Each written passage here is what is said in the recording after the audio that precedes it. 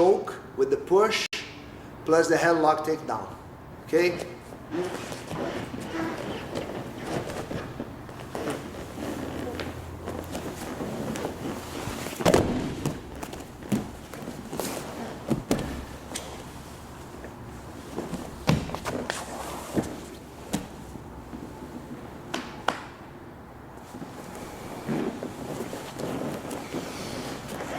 We will use that technique whenever someone comes in with the front choke, but the push is happening here with his thumb, so I don't have an opportunity to tuck my chin down. I have to deal with that. Okay, so good balance, feet parallel. At the same time, I will reach for his elbow, slide my arm in between his arms, and make a cross step here. All at once. So you're here, good balance, and then you make one. Okay? Right after that, you keep reaching for the headlock, continue pulling his elbow and turning on your side, and pull him real close to you. Okay, so headlock, grips on the arm, and now watch your steps. My right foot's not flat. That allows me to pivot on it, and I bring my left foot in. Just then I turn. Watch, my feet parallel, my heels are pointing outside a little bit, just because I want my hips, half of my hips to the outside. My hips underneath his belt level. Okay, and to better finish this throw, look over your shoulder and rotate your upper body. The opposite is looking down. You limit your motion. Okay, so watch. I look over my shoulder. That gives me a powerful takedown. I'm pulling his arm up to help my partner breaking his fall. Okay? Right after that, it's me in the belly. Actually, my shin on his belly to control my leg up. For balance, good posture. Pushing my hips forward, that puts more weight on him. Controlling his neck, so his back is flat on the mats, making it very hard for him to escape. You will find that many times people will reach to your neck. It could be also a punch, okay? So all you need to do, the arm is already here. You just control the wrist, and you will quickly step over. You need two things to make sure they don't escape from that attack. One is, as you go, you will bring your foot from here to here. Two, you will keep your hip against his triceps, not over the elbow on the forearm. So watch. Really hard for him to escape. I'm locking my knees. His elbow joint is trapped in between my legs, and just then I go to the wrist. That leg here will be sometimes pulling him in, sometimes heavy on his neck. It will change depending on what he's trying to do. Okay? Most times you can pull in and lock your knees. Legs together, pull the wrist down. Submission is right on the elbow joint, so make sure to have his thumb pointing up. If it points down, the submission will not be as tight. Okay, one more time. The choke comes, there's a push, balance. As you go for the throw, make sure not to fight against this arm. He might be super strong here. No problem. You slide in between as you turn on your side. He might be heavy, no problem. Learn how to place your hips. You see, I barely feel his weight here. He's not on my back, he's on my hips. And then make sure to rotate your upper body. That gives you more motion and a powerful throw. Knee on the belly. You can keep your toes on the mats just to relieve a little bit of the weight on your partner. Controlling the neck. If he reaches, that's fine. Control the wrist. My right toes are behind the shoulder. My hip is close to his triceps. Makes it very hard for him to escape. Legs together, thumb up. Let's turn this way here. I want to share with you guys one more detail. Note that when I fell back, I am falling towards his leg. You will be helping him to escape if you fall too high, higher than his head. So you fall towards the leg, legs together, and work on the submission. Let's study close guard from the bottom, and we'll work on the pulling the feet sweep. Okay? That works best when your partner stands up.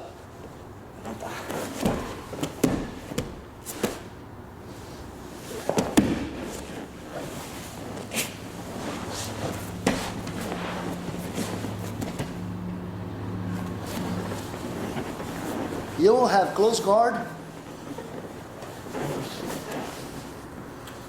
and let's say your partner's grabbing both collars. He could be using whatever grip, okay, but this time he chose to stand up. He's hoping that from that position he will open your guard. If he gives you the opportunity to reach for his heels, that's all you need. Okay, once you have this, you should be able to close your knees.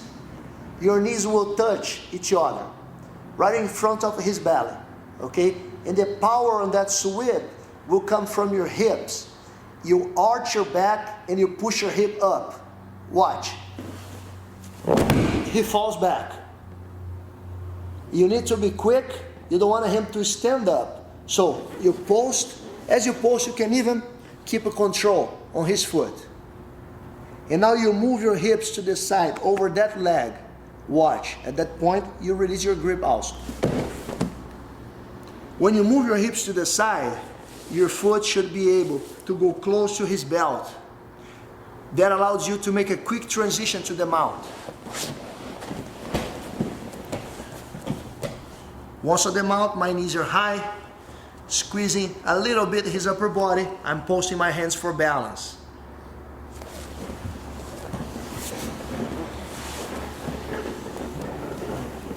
So he will stand up. He gave me the opportunity to control his heels. I can anytime close my knees. You see, I have to open my guard in order to close my knees. Don't drop your hips too much. Okay, because your next step is raising the hip, arching your back and pushing. I'm pushing with my knees. And that detail here is very important. When I sit up, I post my elbow controlling the foot. If I forget to move my hips to the side, you see very often people trying to push and mount. You see, now he's about to stand up. Stand up. I was not able to get the top position like I wanted.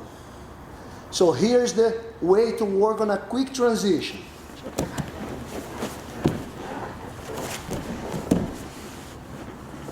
You post, but you move your hip to the side. Post your hand and move your hip to the side. The problem on that transition is when you find your legs like that. Takes you forever to reach the mount position. Here, bend your leg, have your foot on the belt. That's very helpful. Keep posting. And you have the mount. That should also prevent you from leaving your heels behind someone's back and they fall on your foot and you hurt your foot. Let's study close guard from the bottom. We will work on the arm lock submission whenever someone stands up on your close guard. Okay?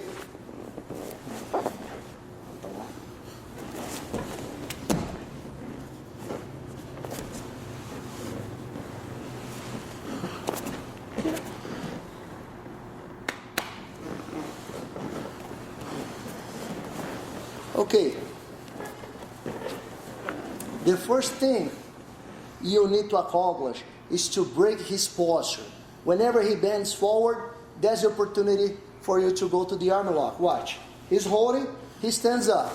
If he arches his back, that will be hard to accomplish that submission. But if you control both elbows, pull it out and pull it in, and you also climb his back, with your guard, you're one step away from the submission. Anda para lá. Mais.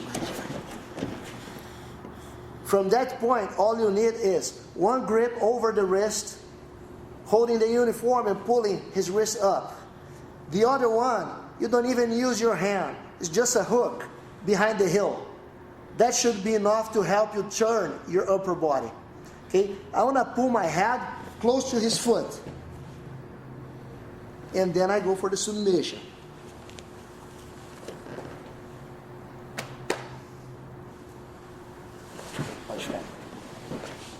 One more time, watch. He stood up. He had good posture at first. That's why I had to work to break his posture and climb his back. That gave me the opportunity to control the wrist, hook the heel. And now the next step is very important. Right after I pull my head close to the leg, I will have to let my close guard go. The reason why my hips are not dropping down is because my right leg is still bent on his back. See? The opposite would be to relax my leg, trying the submission from here. I don't have it. He will pull the arm out. And then I would have to play open guard. Okay, so one more time.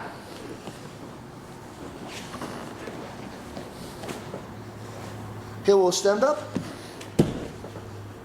You will pull his elbows out and in. You will climb his back, control the wrist, and hook the leg. Pull yourself close to his leg. And then, when it's time to go, use your leg to hang onto his back. See?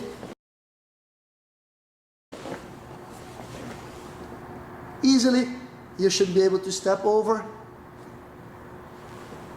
Bend your legs, knees together, hold the wrist and arch your back.